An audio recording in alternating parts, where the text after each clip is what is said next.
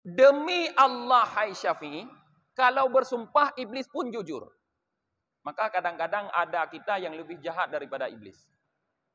Bersumpah masih bohong. Katamu sumpah mentang tulit. Iblis nyokai sumpah anale tulit. Nyokai kun demi Allah jujur.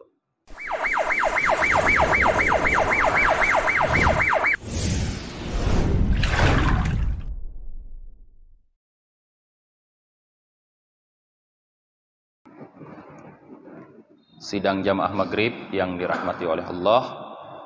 Kita lanjut kembali pengajian tasawuf kita, masih dalam judul permusuhan terhadap syaitan.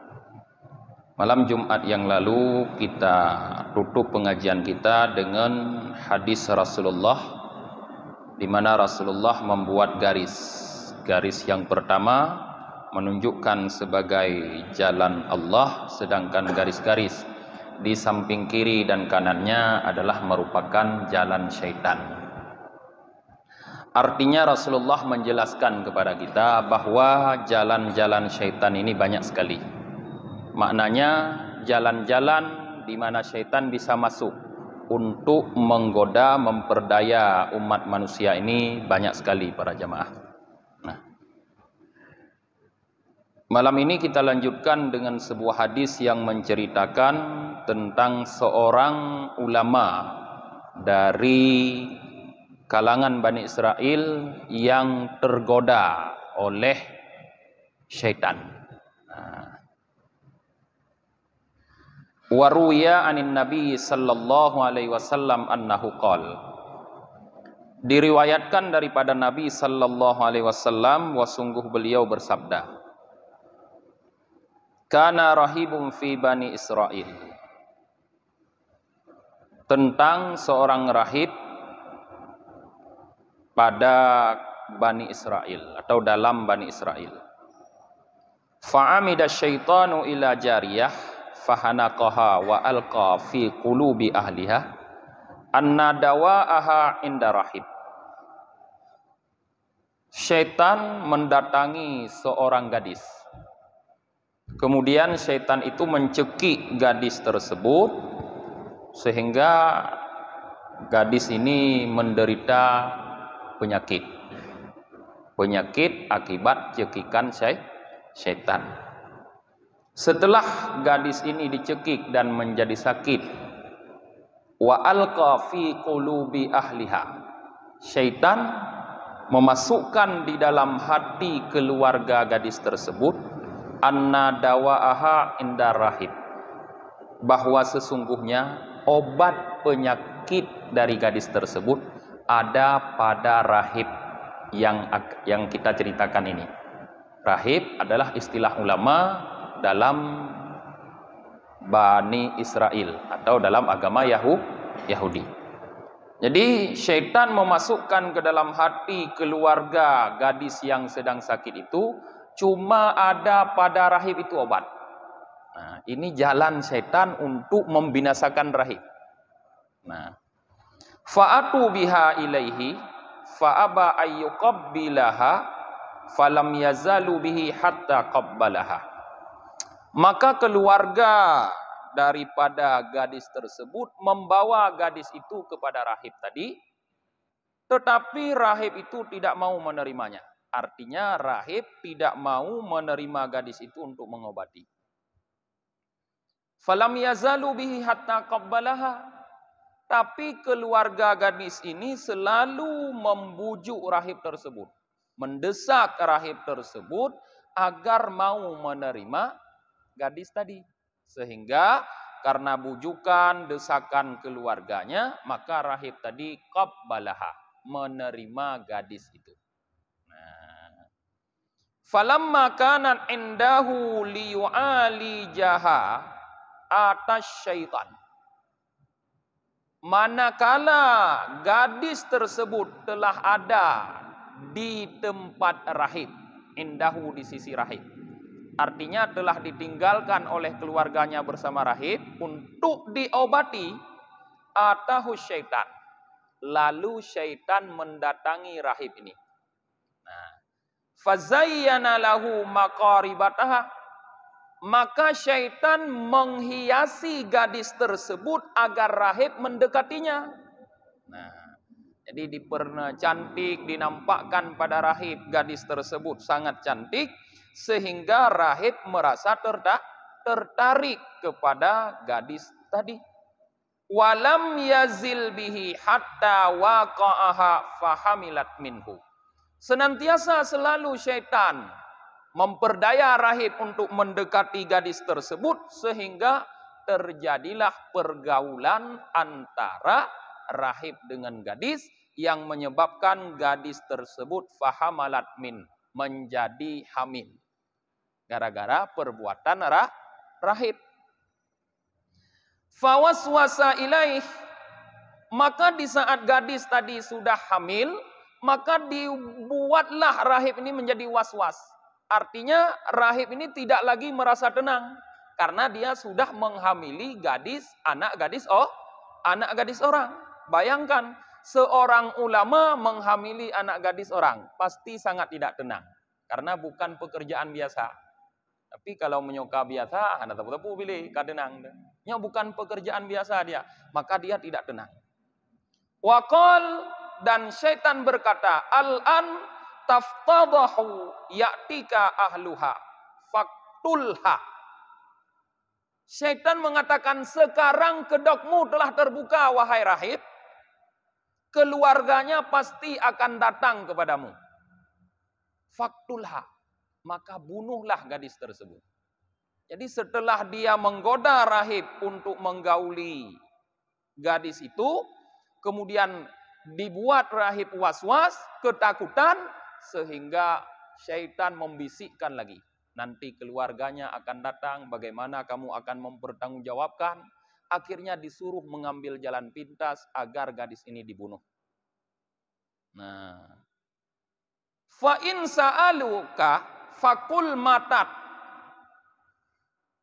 Jika mereka keluarganya bertanya kepadamu, katakan saja gadis ini telah mati. Maknanya mati akibat penyakitnya, karena penyakitnya parah kali. Faqatalaha wa dafanaha. Maka rahib tadi pendek pikiran, membunuh gadis tersebut lalu menanamnya. Fa'ata syaitanu ahlaha. Maka kemudian syaitan datang kepada keluarga gadis itu. Iplung juga kata syaitannya rupanya. Datang kepada keluarga gadis tadi, fawaswasa ilaihim, maka dia membawa waswas kepada mereka. Artinya membuat keluarganya menjadi cemas. Sekarang sudah keluarga daripada gadis ini yang merasa cemas. Wa alqa fi qulubihim annahu ahbalaha, thumma qatalaha wa dafanaha. Dan syaitan memasukkan dalam hati keluarga gadis ini perasaan was-was yang menyangka bahwa rahib tadi telah menghamili gadis itu dan telah membunuhnya dan telah menanamnya, menguburnya. Fa'atahu ahluhu fasa'aluhu anha. Maka keluarga gadis itu datang kepada rahib tadi dan bertanya tentang gadis tersebut. Faqal, rahib menjawab, matat, gadis tersebut telah mati. Di saat keluarga mengetahui bahwa gadisnya telah mati, fa'akhaduhu liyaqtuluhu biha. Maka keluarga menangkap rahib untuk mereka bunuh. Karena anaknya telah mati. Fa'atahu syaitan. Maka syaitan mendatangi lagi rahib. Datang lagi kepada rahib. Faqal, maka syaitan berkata, analladzi khanaqatha wa analladzi alqaitu fi qulubi ahliha. Fa'ati'uni tanju. Akulah, kata syaitan, orang yang telah mencekik gadis tersebut, dan aku pula yang memasukkan ke dalam hati keluarganya agar dia dibawa kepadamu.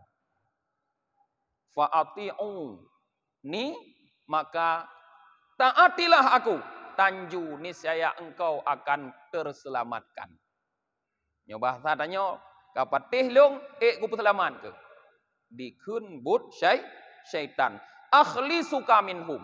Aku selamatkan engkau daripada mereka. Qal, rahib berkata, bimadza?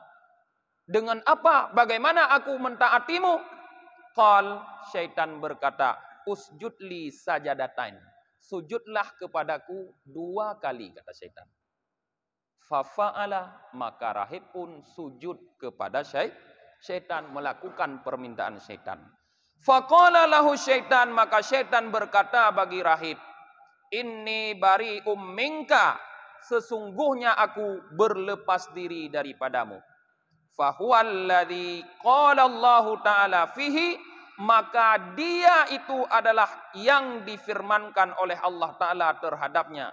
Kamatsali syaitanu idza qala lil insani kfur falamma kafara qala inni bari'um mink. Seperti perumpamaan syaitan, kata Allah. Ketika dia berkata kepada manusia, ukfur, kufurlah kamu. Falamma kafara, maka manakala syaitan kufur, qal, syaitan berkata, inni bari'um minka, aku berlepas diri daripadamu. Artinya aku tidak bertanggung jawab terhadap perbuatan kufurmu. Perhatikanlah para jamaah, bagaimana seorang rahib, seorang ulama besar di kalangan Bani Israel mampu dibuat kufur oleh syaitan. Dan banyak cerita-cerita lain yang mungkin kita dengar orang-orang yang ahli ibadah yang mampu dibuat kufur oleh syaitan. Maka hati-hatilah kita yang bukan seorang ulama besar, bukan pula seorang ahli ibadah. Tentu lebih mudah kalau kita tidak berwaspada, kalau kita tidak hati-hati, tentulah lebih mudah kita dibuat kufur oleh syaitan. Caranya syaitan bisa dengan berbagai macam cara. Sesuai dengan hadis Rasulullah, banyak sekali garis-garis yang digaris oleh Rasulullah di kanan dan di kiri yang menunjukkan banyak cara syaitan untuk membuat kita sesat atau kufur.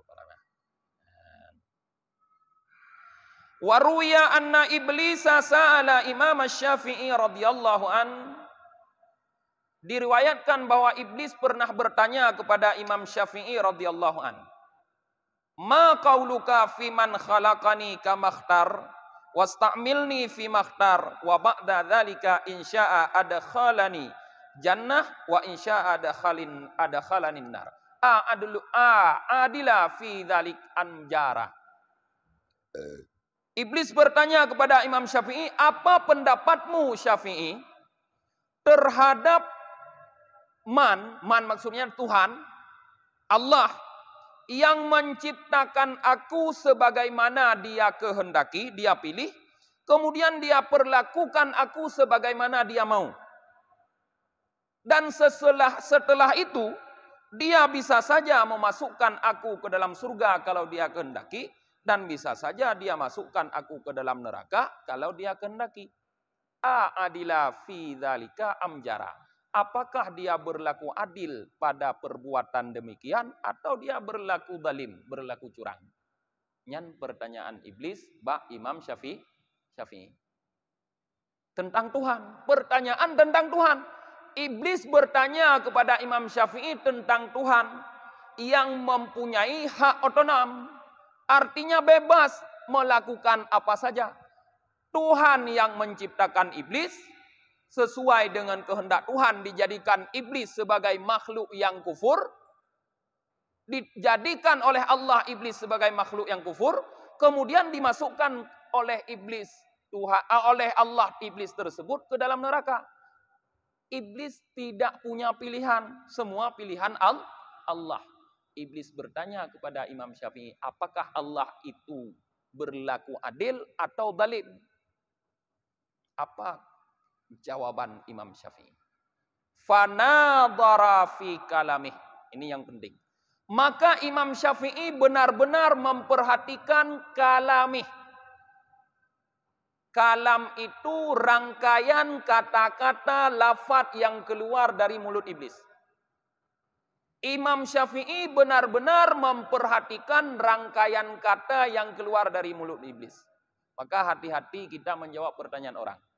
Kadang pertanyaan jebakan yang membuat kita menjadi keliru. Ini pertanyaan jebakan.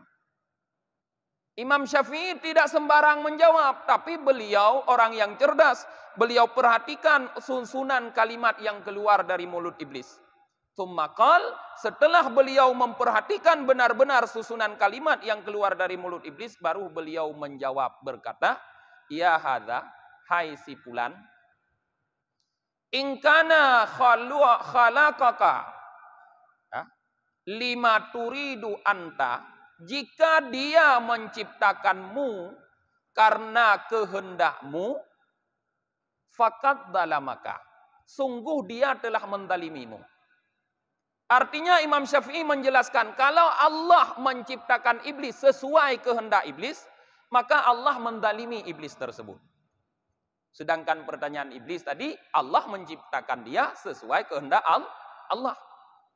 Wa in kana khalaqaka lima yuriduhu huwa fala yus'alu amma yaf'alu.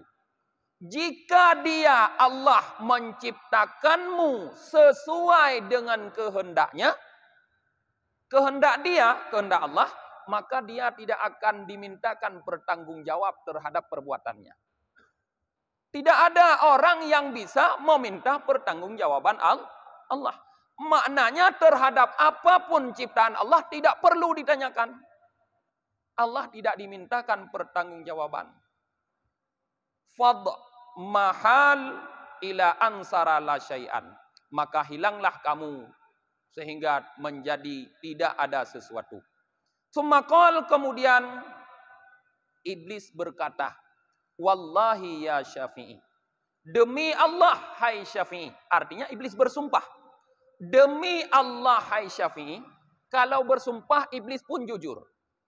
Maka kadang-kadang ada kita yang lebih jahat daripada iblis. Bersumpah masih bohong. Katamu sumpah mentang tulit. Iblis nyokai sumpah anale tulit. Nyokai kun demi Allah jujur. Kun iblis. Laqad akhrajtu bimas'alati hadza sab'ina alfi abidin min diwanil ubudiyah. Aku telah berhasil mengeluarkan dengan sebab pertanyaanku ini, kata iblis, 70.000 orang yang ahli ibadah dari kelompok orang ahli ibadah. Pertanyaan iblis ini sangat menjebak. Satu pertanyaan iblis ini telah berhasil digunakan oleh iblis untuk mengeluarkan 70.000 ahli ibadah dari kelompok ahli ibadah. Artinya berhasil iblis membuat mereka menjadi orang kufur. Tetapi Allah memelihara Imam Syafi'i sehingga Imam Syafi'i memperhatikan betul-betul pertanyaannya sehingga jawaban beliau tidak membuat beliau menjadi kufur. Hati-hati tanya na murid kadang-kadang lagi nyai cuma nyong tanya kan. Gara-gara tak jawab ji tanya jut ke kufur. Nyo hanjut tak jawab lebih kau dai mendang tadi. Nyan ban cara iblis nengi. Kedua boh. Dua cerita ini menggambarkan kepada kita dua cara berbeda bagaimana iblis menyesatkan orang yang alim. Tapi Imam Syafi'i tidak berhasil. Wa'lam anna mithalul qalbi mithalul hasni. Ketahuilah bahwa perumpamaan hati, kita berbicara kepada hati, bahwa perumpamaan hati kita itu seperti benteng. Hati kita seperti benteng bagi kita. Wasyaitanu adun yuridu ayyadkhulal hisn. Sedangkan syaitan adalah musuh yang berencana untuk masuk ke dalam benteng tadi. Itu hati. Fayumlikuhu wa yustauli alaihi. Maka kalau dia berhasil masuk ke dalam hati, dia akan menjadi raja dan akan menguasai hati. Wala yakduru ala hifdil hasni minal adwi ila biharasati abwabil hasni wa madakhilihi wa mawadhi'i thulmihi. Dan tidak akan mampu kita memelihara benteng hati, memelihara hati, ya benteng yang merupakan hati, daripada musuh yaitu syaitan, kecuali dengan menjaga pintu-pintu benteng. Artinya pintu-pintu hati, tempat-tempat masuk ke dalam benteng tersebut, dan tempat-tempat yang ada celahnya. Bayangkan jamun, urung muprang, pegot benteng, nah pintu, nah celah-celah. Jadi agar musuh tidak bisa masuk, maka yang perlu kita jaga pintu-pintunya. Celah-celah tempat-tempat yang di mana musuh bisa masuk, itu yang perlu dijaga dengan ketat. Nah, kalau pintu-pintu tersebut tidak kita jaga, maka musuh akan mudah masuk. Kalau sudah masuk, akan mampu menguasai, akan mampu mengendalikan. Wala yaqduru ala harasati abwabihi man la yadriha, dan tidak akan mampu menjaga pintu-pintu benteng kecuali orang yang mengenal pintu tersebut. Maknanya kalau pada hati itu punya pintu-pintu. Yang kalau pintu itu tidak kita ketahui, bagaimana bisa kita menjaga. Kiban tanuk jaga pintu bak hatinya moyohana taturi itu pintu. Jadi kenal dulu mana pintu, baru kita bisa menempatkan penjaga-penjaga bak pintunya. Fahimayatul qalbi anil waswasi syaitan wajibun. Maka menjaga, memelihara hati daripada waswas syaitan, daripada bisikan syaitan, itu wajib. Huwa fardu'in ala kulli mukallafin, dia itu hukumnya fardu'in terhadap tiap mukallaf. Wajib kita menjaga agar hati kita tidak dimasuki oleh syaitan. Wa ma la yatasawwalu ilal wajib fahuwa aidan wajib. Apapun yang tidak bisa sampai kita kepada wajib, maka dia pun hukumnya wajib. Apapun yang tidak sampai kita kepada wajib, maka hukumnya wajib. Salat wajib, contoh pada fikih. Tidak sah salat kecuali dengan taharah, maka hukum taharah menjadi wajib.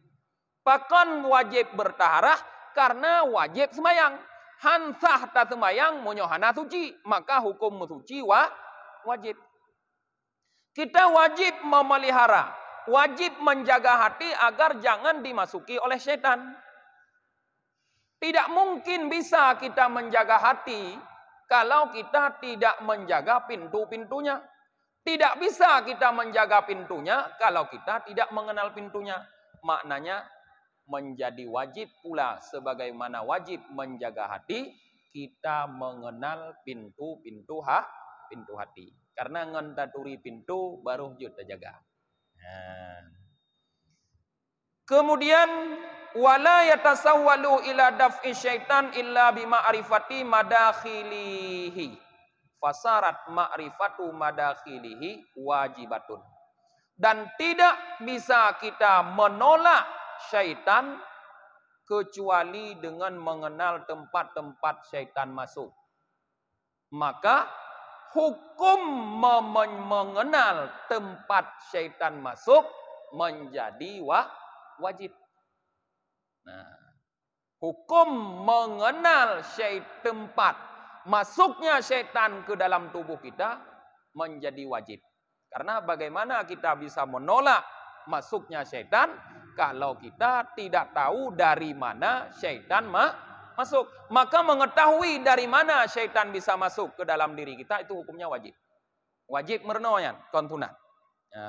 Wa madakhiluhu wa abwabuhu sifatul abdi wahya katsirah. Nah, tempat-tempat masuknya syaitan, pintu-pintunya hati, itu adalah sifatul abdi, segala sifat hamba, wahya katsirah, dan dia itu banyak. Jadi rupanya pintu-pintu hati kitanya, tempat kita mengsyaitan dalam hati kita adalah sifat-sifat kita, para jemaah. Nah, sifat-sifat kita. Sifat ini banyak sekali. maknanya berarti banyak celah yang bisa digunakan oleh syaitan untuk masuk ke dalam hati kita. Le celah yang bisa digunakan oleh syaitan. Le pintu yang bisa digunakan oleh syaitan untuk masuk ke dalam hati kita. Menyokai tamang haik le dau the dengo. Nyopai dengan. Baik ne bekialah bahai tamang ko di. Le hitamang inang ku drop ni. Haik le drop le tamang. Menyokai tamang gebegah muno fayumlikuhu wa yastauli alaihi. Menyo syaitan sudah masuk, dia pasti menjadi raja dan dapat memerintah katanya. Nyokai tamang. Yang kinam. Nage lang grupuh mano. Menyo musang ka itamang lam grupuh mano. Nyan pasti pajoh mano. Baik nak bikin mutamang musang ya mengon ke mano. Ya jaga mano semutot inan ha ni. Pasti ipajoh menyokai tamang lam grupuh. Maka jangan biarkan masuk. Nah, kiban baik dah biarkan masuk, dah jaga pintu. Apa itu pintu? Sifat kita. Sifat katanya nyan pintu. Jaga sifat katanya. Dah sifat katanya yang perlu kita jaga, yang merupakan pintu syaitan. Minha al-ghadbu wasyahwah. Sebahagian daripada sifat kita yang merupakan pintu untuk masuknya syaitan, yaitu ghadbu wasyahwah. Marah dan keinginan. Marah dan keinginan. So yang hana pernah bengeh ini. Mandum na pernah bengeh. Hana berat bacut menurut draw di tanya bengeh. Menurut buhu draw makin buhu makin berat bengeh. Makin getun makin kurang bengeh nanya. Teno got sih yang getun madu. Kau kena bengeh kau nyahang gejuk bengeh mesti robi kau nyam paling getun. Got sih. Jadi marah dan syahwat. Syahwat artinya keinginan. Hawa dari nafsu, keinginan dari nafsu. Nyan adalah merupakan pintu syaitan. Fa innal ghadba ghaulul aqli. Karena sesungguhnya marah itu merupakan ghaulul aqli, perusak akal. Tidak urang menyoka bengeh akal hanale terkendali niku. Haek le kendali menyoka bengeh. Urang ka bengeh, muka kamirah, ya kan? Un punyung kamirahnya nak ele kendali. Anak ke yang kepelahe kau nyan roh gepoh. Nyoka bengeh. Dia gepoh ndek baru teklik ke kepuruh ke roh gepoh. Perumah yang berakon ke cinta yang gelet-let sampai ge bayu muh 25 manyam ngam kawin getaluk le. Karena bengeh. Ini menunjukkan tidak mampu kita mengendalikan akal di saat marah.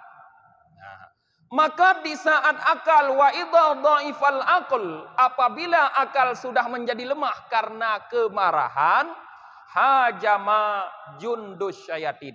Di sanalah jundus syayatin, para pasukan setan itu menggunakan kesempatan untuk menyerang.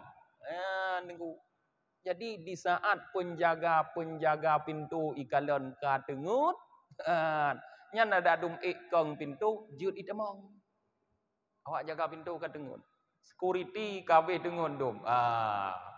Kunci gembok nak kunci te ibu ka jut itamong. Maka baik tengut security, penyebab tengut security marah.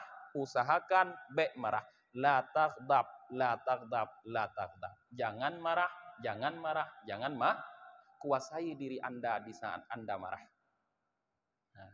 Wa kullama ghadabal insan la'iba syaitan bihi kama yal'ibu sabibil qurrah. Manakala seorang manusia telah marah, maka syaitan itu akan mempermainkan dia dengan sebab kemarahan, sebagaimana seorang anak-anak mempermainkan bola kaki. Tenging lagi bola tipak ke noi tipak ke di hanuk min atau urung si. Yang kelegenyan tanya menyoka bengeh dipermainkan oleh syaitan. Kita tidak punya kuasa lagi untuk mengendalikan. Hoy yang tipak syaitan kunan di peluk. Langgun thoy nak pulup syaitan kunan di lup. Menyoka bengeh. Maka menyoka bengeh ada kemampuan yang menguasaikan diri.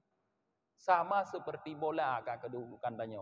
Jut dipermainkan but syaitan, lagi anak mit permainkan bola kaki. Wa qad dzukira anna ba'dal auliya, dan sungguh disebutkan bahwa sungguh sebahagian para aulia qal li iblis, berkata bagi iblis, arini kaifa taghlabu bena Adam, nampakkan, perlihatkan kepadaku wahai iblis bagaimana engkau menguasai anak Adam atau mengalahkan anak Adam. Faqal, iblis berkata, akhiduhu indal ghadab wa indal hawa. Aku menguasainya ketika dia marah dan ketika dia berkeinginan. Nah, jadi ini dasar. Kenapa ghadab dan syahwat, keinginan itu dikatakan sebagai pintu yang bisa dimasuki oleh iblis? Karena pernah iblis sampaikan kepada para aulia bahwa dia menguasai kita adalah ketika kita marah dan mempunyai keinginan. Maka nenging dengku dalam puasa cukup diingatkan kita oleh para ulama agar tidak hanya menahan diri daripada makan dan minum di siang hari, tapi berpoya-poya atau makan sebanyak-banyaknya ketika berbuka. Baik, hanya menahan. Sampai kepada berbuka pun harus mampu kita tahan, karena itu adalah hawa, keinginan. Maka sampai terus benan keinginan kehuratnan tidak meng syaitan. Nah, makanya tak lu keinginan banyak kadang-kadang.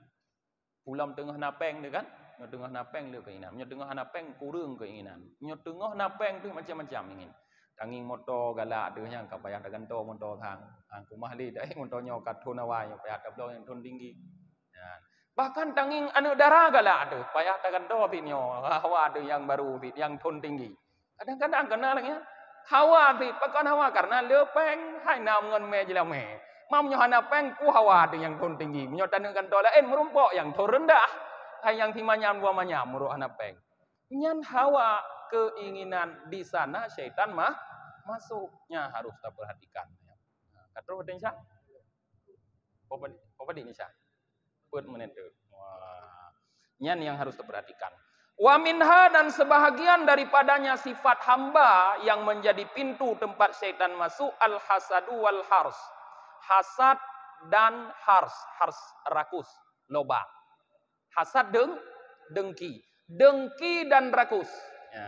Nyo jut ke pintu tempat itamang syaitan tiba tanya.